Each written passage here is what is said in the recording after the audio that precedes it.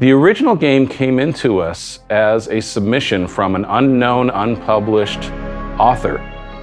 And very rarely do any of those submissions ever make it out to being publishable.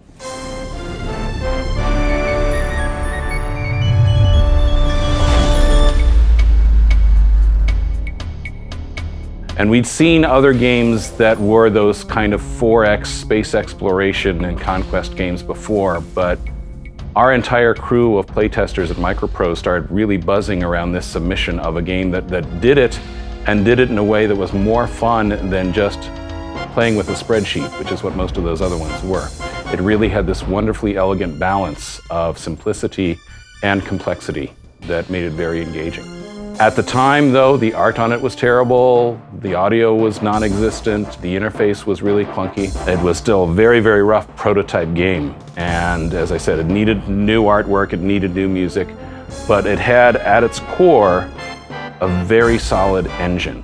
So we wanted to be able to keep the engine, find a new body that we could build around it with a new group of artists and composers and so on, and redesign the interface and turn it into a polished, publishable game. Hi, I'm Jeff D. I was the lead designer on Master of Orion 1. When I say I was the lead, I mean in those days art teams were relatively small. Basically, I was the artist, and anything that I either couldn't do or had somebody else in mind who I'd rather have do that thing, it was my job to get it done. For example, the creatures were originally designed by Bill Willingham, who went on to do a lot of pretty high-profile comic book work.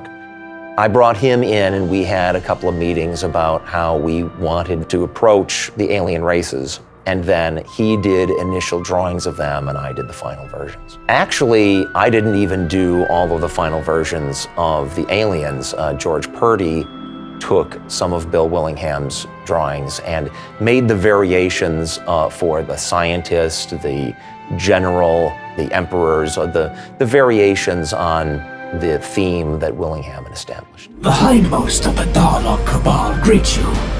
We are sure we'll have much and more to discuss. So as the producer on the project, I was responsible for all of the business aspects, the contract negotiation, the project management aspects, and finding the resources and finding the right people to put together the pieces that Master of Orion needed. Actually, at the time, it was Star Lords. And it very much literally was that working out of a garage situation. The original design team for Master of Orion 1 was working out of Stephen Barcia's house at the time that it was originally being developed. And when we put the deal together and started working on changing Star Lords into Master of Orion 1, I assembled the team of Jeff D. and George Sanger and the other resources in the living room of George Sanger's house. So we sat around on a few couches, hashed out ideas for how can we polish this up, how can we make the interface better, how can we make the art look better, and how can we make this a commercially successful game using the engines that the Barcias had done. I'd worked with Jeff D. on projects back at Origin Systems.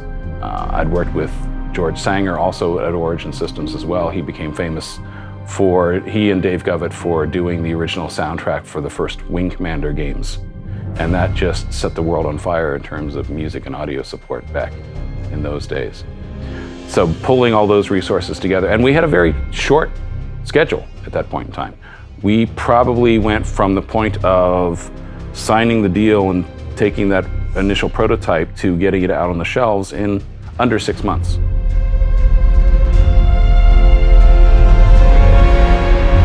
On the visual design, there were basic concepts in place. Like Steve Barcia had in mind a catoid race and a bearoid race and the mechanical race.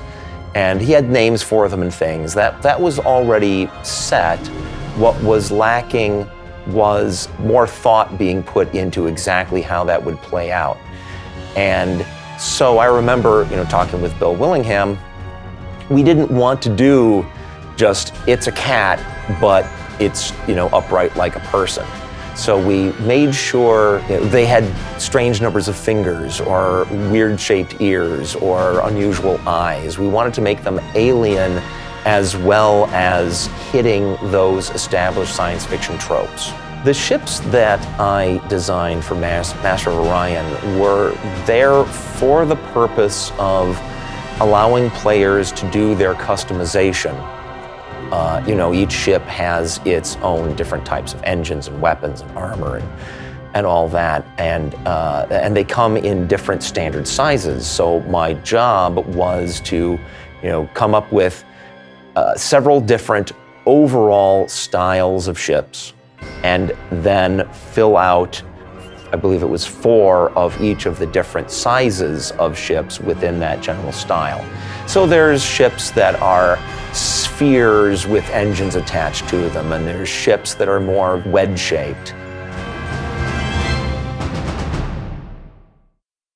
My involvement with the Master of Orion, it was very simple. I was already part of Team Fat. That was me, George the Fat Man, Joe McDermott, and Kevin Phelan. We'd been working on games for several years at that point. And we still had our connections, from Jeff Johanneman, from working back in the days on Wing Commander and Underworld and Loom and all it. I think that was George's connections back then. And they had this project come up. So they assigned me to this one since it was more cinematic style anyway. And that's how I got the gig. And what's interesting is, I moved most of my equipment out of my home studio temporarily into the offices, which is basically, keyboard, a couple computers, and some outboard gear.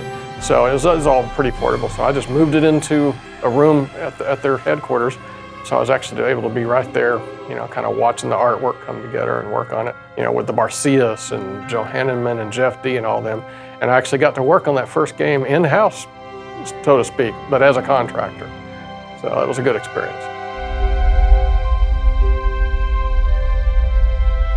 In the original Master of Orion, the art budget was very small and the deadline was very short. On the plus side, we had very specific things that had to be done to finish the game and get it to a publishable form. And we did that, and it all got finished. Of course, in retrospect, you always wish that you had more time, more money, more resources to do everything. You're never 100% satisfied with anything you do, but the public seemed to like it.